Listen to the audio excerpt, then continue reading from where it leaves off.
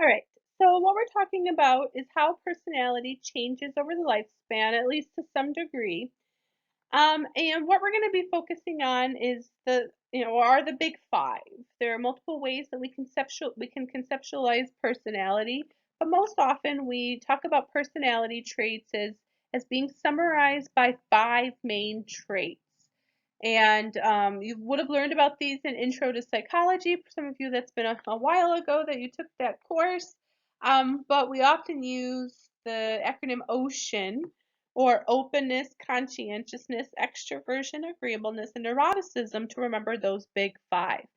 Obviously, these are in a reverse order here. I just want to quickly go through what it looks like if one is high on those traits versus low in those traits, just so we're on the same page. I want to make sure that it's really clear that each of these traits has different facets. So that means that, for example, extroversion is going to be, talkative and really liking to be around other people. But there's also a part of extroversion that's dominance. So it's like a sub part of it, or what we call a facet. And that's going to matter when we get into the next slide a little bit. So let's just look at how they're presented here. A person who is high in neuroticism tends to be somebody who's more worrisome. They're more affected by their environment in terms of being easily stressed out, perhaps more emotional. Whereas somebody who is low in neuroticism tends to be more even-tempered, more hardy, so less affected by the stressors in their environment. Sometimes we think about anxiety as it's related to neuroticism. For agreeableness, for somebody who's high in agreeableness, this is somebody who's typically really good-natured. I think about like a golden retriever or a lab on average. Obviously, they're not all the same, but somebody who's really trusting and generous. Somebody who is more disagreeable or low in agreeableness is more suspicious, kind of more fussy. If we're talking about going way back to temperament, this is somebody who might be have more of a difficult temperament. If you're low in agreeableness, that temperament may turn into that personality trait. Irritable, easily irritated. Extroversion I already talked about a little bit, but those who are high in this score tend to be just like outgoing, passionate, more affectionate, talkative, like being around other people. Like it actually like makes them feel good and kind of like high after being around other people. Those who are more introverted or low on extroversion tend to be more reserved or quiet. They might not have the same amount of emotional reactions. I will note that introverts obviously can still be around other people too. It's just that that might feel more draining, and then they need more quiet time after that. Conscientiousness, those who are high on this are people who are really well organized. They get things done. They're aware of details, and they're punctual. Those who are low in conscientiousness tend to seem to be more like lazy because they aren't as careful and not making mistakes. They might be less persistent on things, so less hardworking. And then lastly, openness, and sometimes we call this openness to new experiences. Those who are high in it tend to be more, again, open to new experiences, want to try different things out, tend to be more creative, or not necessarily even if they don't create themselves, but interested in the arts, more imaginative and curious. Those who are low in openness are less likely to try new things, usually less creative, maybe more conventional on those angles.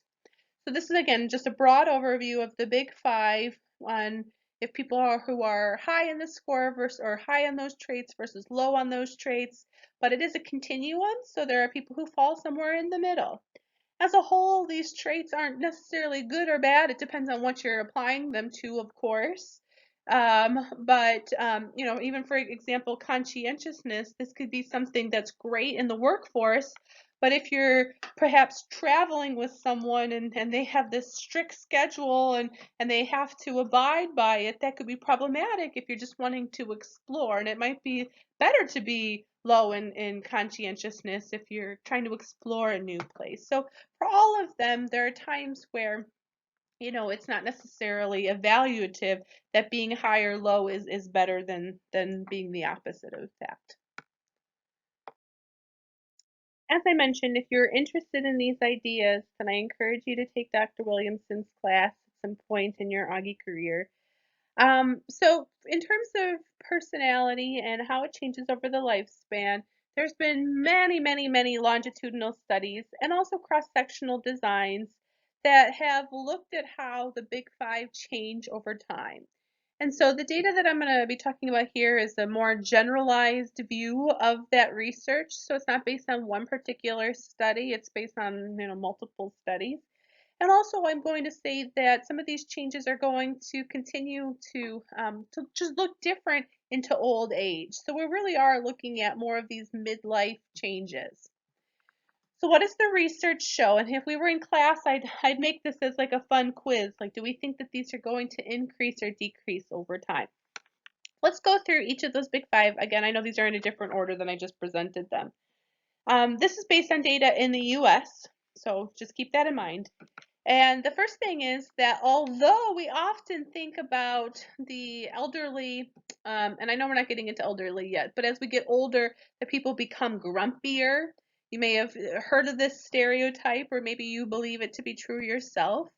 But what we actually see is agreeableness increasing over the lifespan. So when we're looking at adulthood to middle life, that agreeableness is increasing from, one's teens to middle age. Similarly, conscientiousness is also increasing from, let's say, teens to middle age. Neuroticism is declining, and so people actually are getting, less anxious and worked up and stressed about the environment. Although it'd be interesting to see how that would interact with those findings on well-being that we just talked about. And in terms of extroversion and openness or openness to new experience, we don't see that those are changing substantially for this age period, again, from teens to middle age. We might see some slight decreases, but it's not substantial enough to make that claim for every individual. I mean, no matter what, this doesn't apply to every individual, but to this time period as a whole. Extroversion, we are going to see some interesting findings when we look into old age, but most of that comes down to the facet level. So not as the extroversion as a broad construct, but the separate parts of extroversion undergo some substantial changes. So when you look at this data, overall, people, when they're going into middle age, are becoming nicer, friendlier, less anxious or less anxious and more on top of things. These are all positive changes. We think about midlife in a lot of different ways, and some of us hold stereotypes about people who are in this time period. But when we look at personality, we're looking at really positive changes that are taking place on average during middle age. I also, again, this data is from the US, but we do see some similar trends in more than 50 different countries, even countries who are very different than our own. So this seems to be something that is, I don't know, biological or maybe not universal, but it is something that's about these changes that are these psychosocial changes that are happening are it's not just a Western phenomena. Is it universal? We cannot say that.